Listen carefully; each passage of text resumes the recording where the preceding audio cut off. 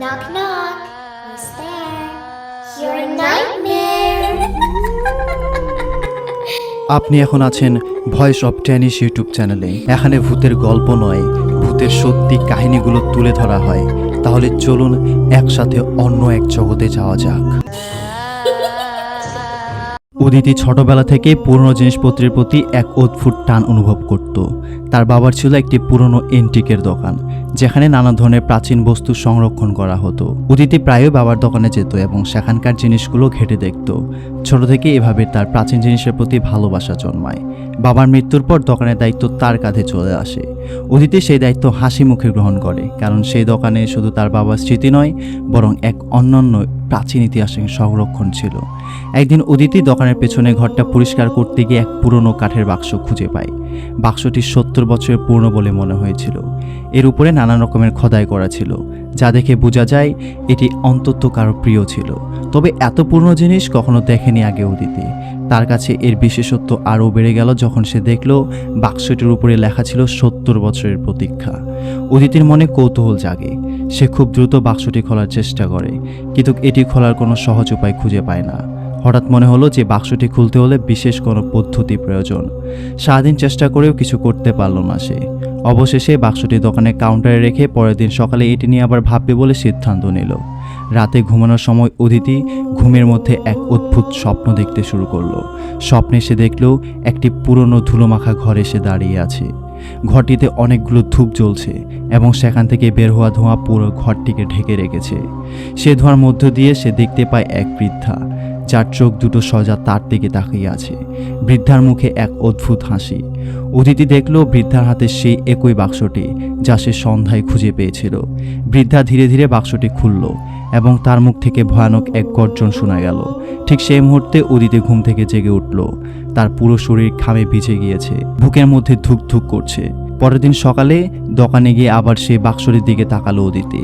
আগের রাতে স্বপ্ন তাকে আতঙ্কিত করেছিল, কিন্তু সেই সঙ্গে তার কৌতূহল আরও বেড়ে গিয়েছিল।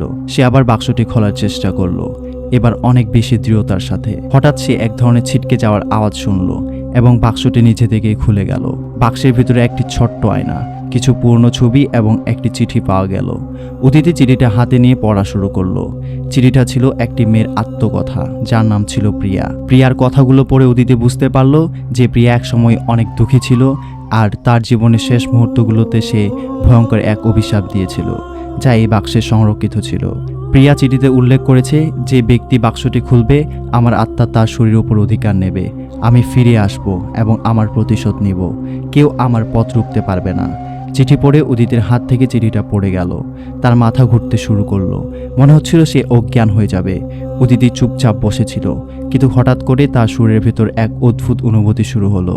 তার চারপাশের জিনিসপত্র ঘুরতে লাগলো এবং একসময় সে অনুভব করলো যেন তার শরীরের উপর তার নিজের কোনো নিয়ন্ত্রণ নেই। এক ভয়ঙ্কর শক্তি তার মন ও শরীরের উপর অধিকার করে ফেলল। তার হাত পা নিজে থেকে নড়তে শুরু করলো। প্রথমে সে নিজেকে প্রতিরোধ করার চেষ্টা করলো, কিন্তু ক্রমেই তার শরীরের উপর সমস্ত ক্ষমতা হারিয়ে ফেলল। মনে হচ্ছিল প্রিয়ার আত্মা তার শরীরে বাসা বেঁধেছে এবং উদিতি নিজের অস্তিত্ব ধীরে ধীরে মুছে যাচ্ছে। উদিতের মুখে অদ্ভুত এক হাসি ফুটল। সে আয়নার দিকে তাকিয়ে বলল, আমি ফিরে এসেছি। এতদিনের প্রতীক্ষা শেষ হলো, এবার আমি আমার প্রতিশোধ নেব। এমন সময় দোকানে উদিতের পুরনো বন্ধু রোহিত এসে উপস্থিত হলো। উদিতির এই পরিবর্তন দেখে সে ভয় পেয়ে গেল। উদিতি, তুমি ঠিক আছো তো? রোহিত প্রশ্ন করল, কিন্তু উদিতি কোনো উত্তর দিল না। তার পরিবর্তে সে রোহিতের দিকে ভয়ানক এক দৃষ্টিতে তাকালো। রোহিত বুঝতে পারল এখানে কিছু একটা ভয়ঙ্কর ঘটনা ঘটেছে।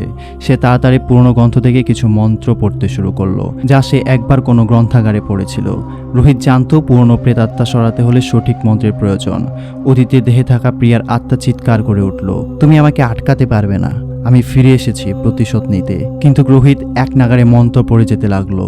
ধীরে ধীরে অদিতির শরীর থেকে সেই ভয়ঙ্কর শক্তি স্নান হয়ে যেতে লাগলো। প্রিয়ার আত্মার করাল ছায়া অদিতির দেহ থেকে বেরিয়ে গেল এবং এক চিৎকারের সঙ্গে মিশে গেল বাতাসে।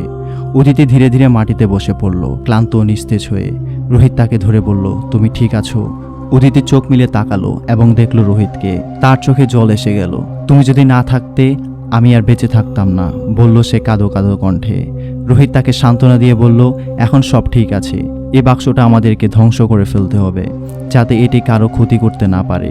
উদিতি ও রোহিত মিলে সে পুরনো বাক্সটি নিয়ে নদীর পাশে গেল তারা সেটি ভাঙার জন্য একটি ভারী পাথর ব্যবহার করলো এবং বাক্সটি ধ্বংস করে নদীতে ফেলে দিল।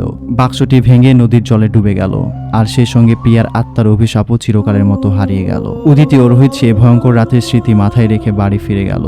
তাদের মনে একটা আশ্বাস ছিল যে তারা একটি ভয়ঙ্কর অভিশাপ থেকে মুক্তি পেয়েছে, কিন্তু সেই সঙ্গে এক ধরনের অদ্ভুত শূন্যতা অনুভব করছিল। পুরনো বাক্সটি হয়তো ধ্বংস হয়ে গেছে, কিন্তু তার মধ্যে থাকা ভয়াবহ অভিজ্ঞতা চিরকাল তাদের স্মৃতি হয়ে রয়ে যাবে।